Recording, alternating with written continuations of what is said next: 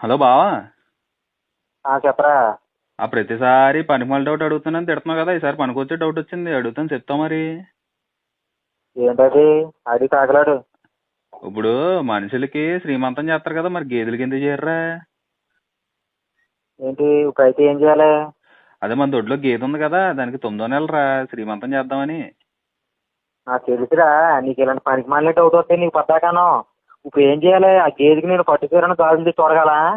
కాదే, కొంచెం డబ్బులు పంపావనుకో, ఊర్లో గేదెలన్నీ పిలిచి వాటిని కూడా పచ్చగడ్డి కుడితెత్తాను. నీ పేరు మీద ఓ బ్యానర్ వేయింతాను బావా. అన్నీ బాగున్నాయి అనుకో, రేపు పొద్దున్న దూడ పుట్టాకే నీ పేరే పెడతాను దానికి. ఏంటి, మనకి ఏ దూడ పుడితే నా పేరు పెడతావా?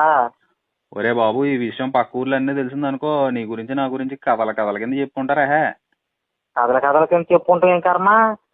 గేదెలు సీమంతం చేసిన చెప్పి గిన్నీస్ బుక్ రికార్డు కూడా ఎక్కిస్తారు. ఇప్పుడు గిన్నిస్ బుక్ అంటే ఏంటి బావా? ఇప్పుడు